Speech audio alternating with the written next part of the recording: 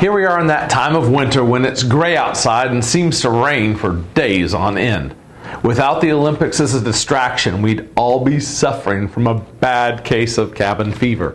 For a lot of people, though, this is when they start really thinking about how their financial life and their normal life, everyday life, are intertwined.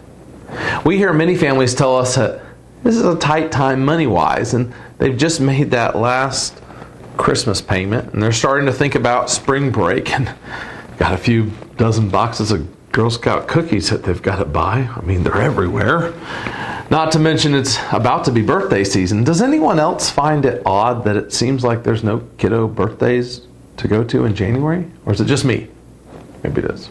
In the midst of all this financial chaos, however, you're probably gathering your tax documents and, trying to get all those to your accountant and trying to wrap up 2017. And all in all, it's simply a hectic time.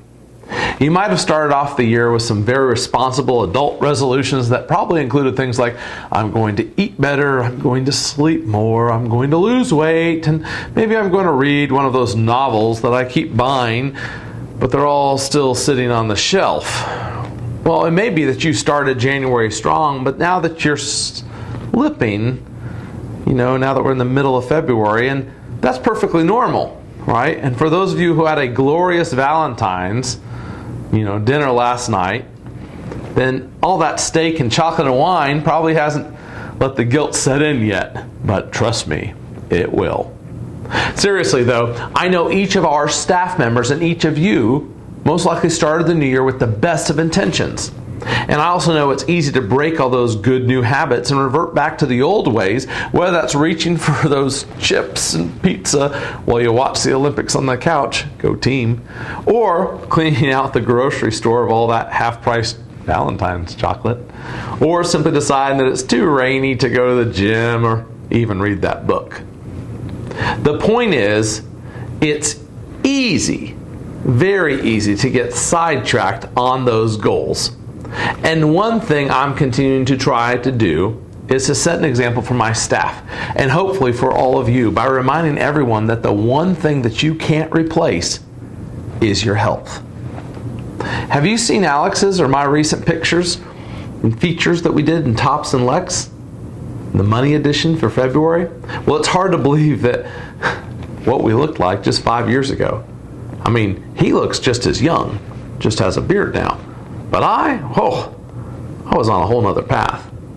Health means different things to different people. In my journey, it's not just about the number on the scale, although that's where most people start, including me. It's not necessarily about a certain body measurement or clothing side. Your health consists of adequate sleep for you. And I know that some people only need 4 hours of sleep, and some, they need 10 just simply to function well. For others, exercise is a form of working out stress and also a mental break, in your day when you can't think or worry about anything else but staying upright on that treadmill or not getting swallowed up by that stair stepper. Does anybody else have those nightmares? I do. For others of you, it's about eating or not eating certain foods that can have effect on your daily energy level. For some, that's cutting out sugar or alcohol. And for some of our team, it's also cutting out all vegetables and just living on pizza and Pepsi. I'm not judging, I'm just saying. Lastly, many of you take care of your mental and emotional health through task-oriented activities like yoga, meditation, yard work, walking your dog, working on your car, your home, or reading. Each of us has our own way of being healthy. I encourage you to take some time this weekend to evaluate the things you're doing in your life, whether they're having a positive or a negative effect on you, and ask yourself, where should change be occurring? Because trust me, as your financial planner, we want you around for a very long time. And we also want you to be able to handle the stress in your life that comes your way. Now, this may be self-serving, but based on the last 10 days in the markets, I'm thinking the next 5 years in the stock markets could be a real doozy.